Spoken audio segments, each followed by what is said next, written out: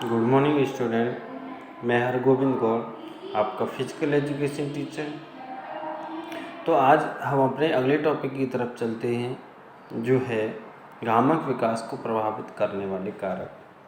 गामक विकास को बहुत सारे कारक प्रभावित करते हैं।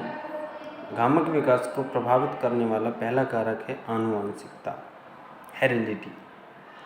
आनुवंशिकता क्या होता है कि जो हमारे माता पिता से बच्चे में प्राप्त होता है, जो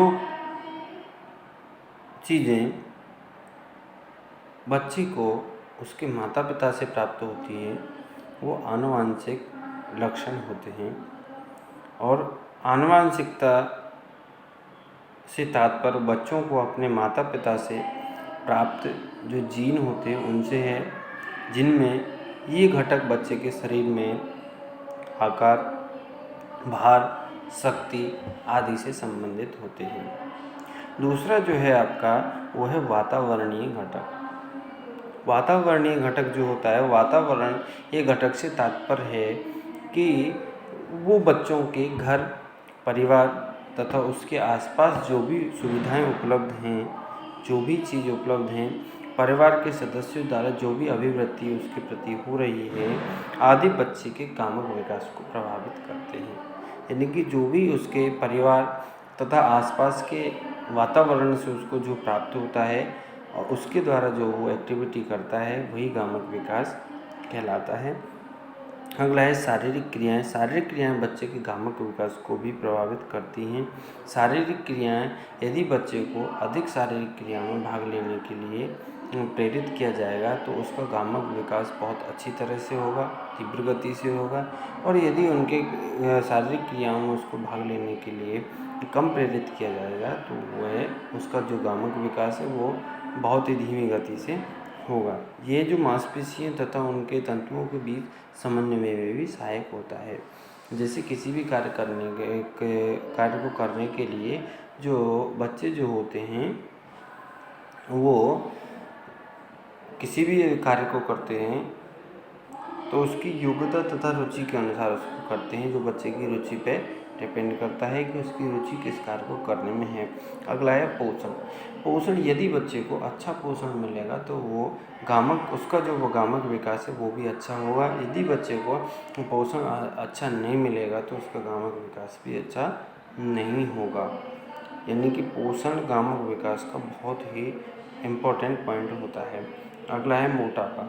मोटापा भी गामक विकास को प्रभावित करता है, क्योंकि जो भी मोटे बच्चे जो होते हैं वो शारीरिक क्रियाओं में भाग लेने से डरते हैं, कतराते हैं।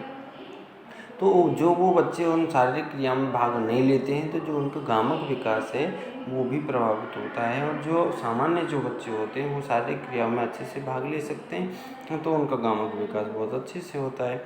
अगला है आसन दोष।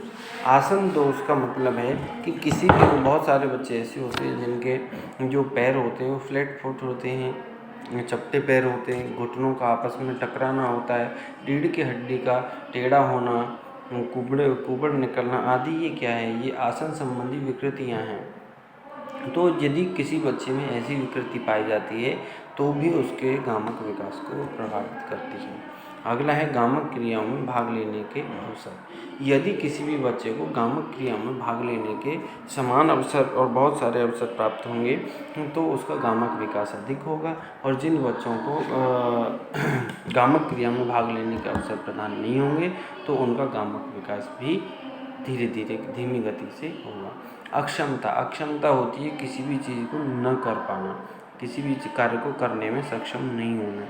तो जो बच्चे किसी कार्य को करने में अक्षम नहीं होते, गामक विकास की गतिविधियों को करने में सक्षम नहीं होते हैं तो उनका गामक विकास धीरे धीरे होता है, कम होता है। और जो बच्चे उन क्रियाओं को करने में लायबल होते हैं, कर सकते हैं, उनका गामक विकास अधिक अच्छा होता है।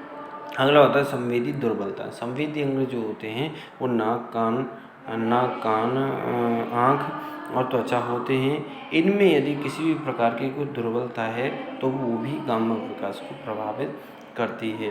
क्योंकि जैसे दृष्टि, यदि किसी बच्चे को देखने में कोई परेशानी है तो वो जो क्रियाएं हैं उनको देखकर अच्छे से नहीं कर सकता है और बहुत सारे बच्चों को सुनने में दिक्कत होती है, तो वो सुनने वाली जो भी क्रिया है उनको अच्छे से नहीं कर सकता है। Thank you.